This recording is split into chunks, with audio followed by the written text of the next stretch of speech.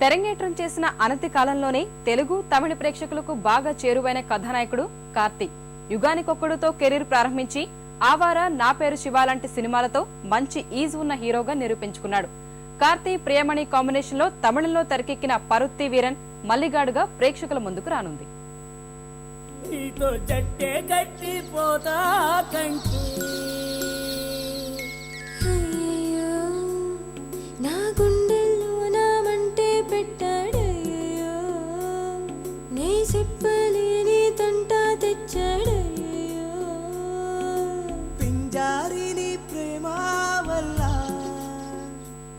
సూర్య తమ్ముడిగా పరిచయమైన అనతి కాలంలోనే తనకంటూ ప్రత్యేక గుర్తింపు సంపాదించుకున్నాడు యువ హీరో కార్తీ.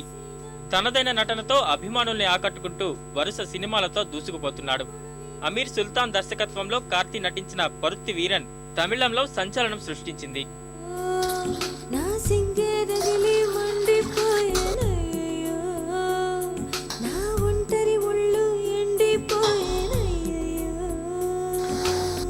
సంపంగి వాసన నీదే, నన్ను సంపేసే పాసం నీదే, నా గుండెను చీల్చావేంటే,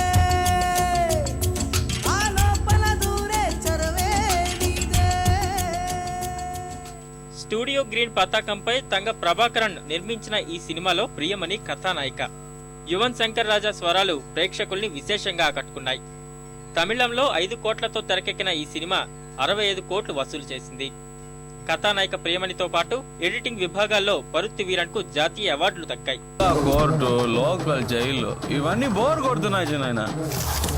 ఇటు చూడు, ఇటు చూడు, ఇటు చూడు. ఏదో ఒకటి చేసి చచ్చేలోపు ఒక్కసారైనా సెంట్రల్ జైలు చూడాలి జనాయన.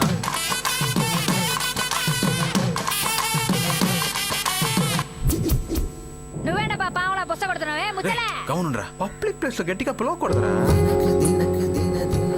నువ్వేమో చదువుకునే పిల్లవి, వాడు నెలకి 20 రోజులు జైల్లోనే ఉంటాడు. వాడు వెనకాల తిరగడం ఏమైనా బాగుందా?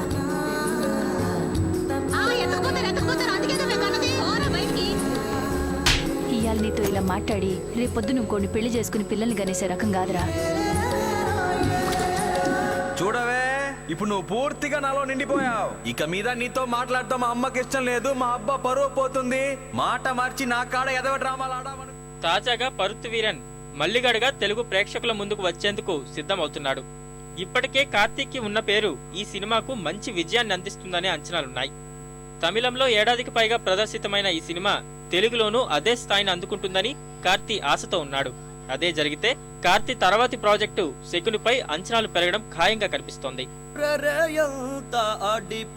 నీకు కాళ్ళు 2 పీకేసాయా, ఈ వయసులోని పిల్లగాడితో నువ్వు పేచీలు పెట్టదుల్లే.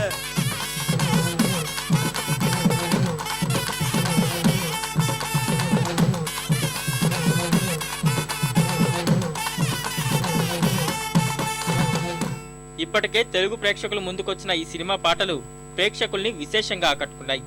అన్ని కార్యక్రమాలు పూర్తి చేసుకుని మార్చి 2 నుంచి తెలుగు థియేటర్లలో సందడి చేసేందుకు మల్లిగాడు సిద్ధమయ్యాడు.